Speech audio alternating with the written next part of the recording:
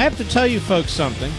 I'm not impressed with these world leaders who went to France and marched. And marched against what exactly? The Islamo-Nazis? The Islamo-Nazis are cutting throats. They're executing people. There are mass graves all across the Middle East and North Africa, Central Africa. This is a vicious, vile war, a religious war. And I watch these world leaders, not all of them, but most of them who are gathered, marching. Marching. Many of these same world leaders at the United Nations vote repeatedly against the United States in our effort to defend the world from Islamo-Nazis. They vote repeatedly to destroy the State of Israel. They vote repeatedly for disarmament in the face of this enemy, and yet they march in Paris. Much has been said about Obama not going to this march. Maybe they should have called it Ferguson, Missouri, then maybe he would have showed up. Maybe they should have held the march at, say, Palm Springs or Martha's Vineyard, or maybe even in Hawaii. Then he would have showed up. You know what Obama did today? Well, in part, he welcomed the San Antonio Spurs, the NBA champs. Know what he did over the weekend? He watched football. Know what he did last week? He was giving away free stuff, running around campaigning for his legacy. I've already spent an enormous amount of time describing what's between this man's very sizable ears, how he thinks, his psychoses, his ideology. In fact, I spent the last 6 years doing it. You expected him to go to that march? If he's not the center of the attention, if he didn't think about it, he's not going. Where was Biden? Do you know what Biden does most weekends? He plays golf. Do you know you and I pay for him to fly back to Wilmington, Delaware to get his hair cut? Yes, the plugs. Obama, an American journalist, is decapitated. He speaks for a few minutes, then he's right back on the golf course with belly laughs. The man has ice water in his veins. If it's not about him, he doesn't give a damn. In Benghazi, 4 Americans slaughtered, including his ambassador. And what does he do after he's very briefly told about it? At about 5:15 p.m., he goes to bed. Gets a good 10 hours in so he can go to his Las Vegas fundraiser. Would you do that? Obama defends Morsi, the genocidal maniac, Muslim Brotherhood leader in Egypt. He condemns Sisi, who removes him. Would you have done that?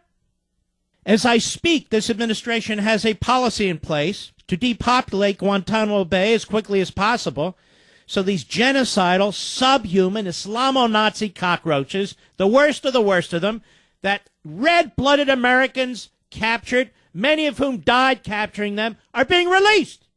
And we still haven't gotten the straight scoop on the release of those 5 leading genocidal, subhuman, Islamo-Nazi cockroaches in exchange for the American soldier who went AWOL. When are we going to get the facts about that? Apparently never.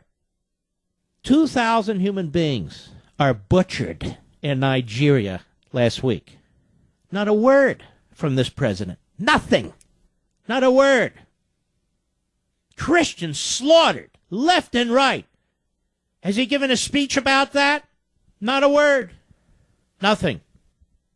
Hamas attacks Israel. What does Obama do? He cuts off munitions to Israel. And Obama today is negotiating with the Islamo-Nazi regime in Iran that has slaughtered Americans and others, which is trying to get nuclear weapons and has threatened even us, the United States, as well as our allies, including Israel. And he's working with them, negotiating with them. And we wonder why he didn't march in Paris. What? To interrupt his football weekend? Go look on the White House website, as we often do here, and check out his schedule. Saturday, no public appearances. Sunday, no public appearances. The man's not up for re-election. He could give a damn. He could give a damn. This is not a man who admires the framers of the Constitution. This is not a man who admires the American Revolution. This is a man who admires totalitarianism. This is a man who admires despotism. Flat out. He's all but said it. So who attended or was supposed to attend this rally in France? Led by a president who's an appeaser, led by a president who's going to do nothing. There's Hollande about the spread of Islamo-Nazism in his own country and anti-Semitism in his own country. He's not going to do a damn thing.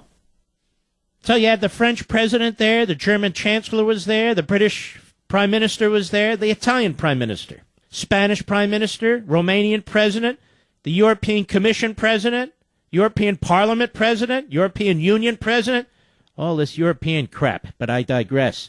NATO Secretary General, the Polish Prime Minister, the Danish Prime Minister, the Belgian Prime Minister, Dutch Prime Minister, Irish Prime Minister, Portuguese Prime Minister, Czech Prime Minister, the Slovakian Prime Minister, the Latvian Prime Minister, the Bulgarian Prime Minister, the Hungarian Prime Minister, the Croatian Prime Minister, the Luxembourg Prime Minister, the Maltese Prime Minister, the Slovenian Prime Minister, the Swedish Prime Minister, the Finnish Prime Minister. Who else? The Ukrainian President, the Swiss President, the Kosovo President, the Albanian Prime Minister, the Turkish Prime Minister, the Norwegian Prime Minister, the Georgian Prime Minister, the Russian Foreign Minister, the Austrian Foreign Minister, the Israeli Prime Minister. I'm going to get back to that in a minute. You don't know the backstory about that. The Jordanian King, the Palestinian Authority head, the United Arab Emirates Foreign Minister, the Qatari Sheikh, the Bahrainian Foreign Minister. In Africa, the Malian President, the Gabonese President, Niger President, Benin President, Tunisian President, Algerian Foreign Minister. But they don't have American football, you see. Obama was all set. Ran around the country last week praising his economy with millions and millions and millions of people out of work, millions and millions of people dropping out of the workforce, millions and millions of people becoming wards of the state, welfare recipients, call it whatever you want. Obama considers that progress. And he would. And he would. This is a man who doesn't sit for his intelligence briefings. This is a man who says he watches ESPN early in the morning. This man is a disgrace in every respect. A disgrace in every respect. We have an Attorney General of the United States who won't call the enemy, because for him the enemy is local law enforcement. Oh, yes. We're not going to stereotype, he says. Stereotype? What's stereotyping? The Islamo-Nazis? We're stereotyping them? Really? Isn't that remarkable? Oh, yes. You see, the only people we stereotype are the cops. Them we stereotype. Them we're supposed to have a conversation about. American racism, because America is the problem. America is the problem, and America all over the world. America, meaning you're America. You, the people of America. You're America. You're the problem, you see, when it comes to Obama, when it comes to Holder, when it comes to the left, as well as when it comes to the Islamo-Nazis. So they have that in common, don't they? Yes, they do. Well, we know what Obama is. We know what Holder is. We know what John Kerry is. We know what they all are. They're a joke. They're ideologues. They despise their own country. We exist to serve them. We exist to make sure that they can live in luxury as they fly around. And they act like victims. And they act like this is a system that victimizes in a country that's full of victims. Obama didn't go to Paris. Well, I must tell you, ladies and gentlemen, I am more concerned that Obama doesn't follow the Constitution. I am more concerned that Obama is at war with capitalism and the private sector. I'm more concerned that Obama doesn't believe in securing our border because he doesn't believe in American sovereignty. I'm more concerned about how Obama is gutting our own military and gutting and nationalizing local law enforcement. I am more concerned about what Obama is doing to our country than his marching in Paris, because most of the leaders in Paris aren't serious about fighting terrorism anyway. Most of them coddle it, and some of them participate in it. Should Obama have been there? Of course. You build alliances. That's called foreign policy. It's not a substitute for fighting terrorism. It's not a substitute for calling out Islamo-Nazism and confronting it directly. But presidents are supposed to do a lot of things. To build alliances, to build relationships in order to secure our nation and secure the best interests of the American people. But that's not Obama. He's none of those things. And he never will be any of those things. All weekend long he was watching his football.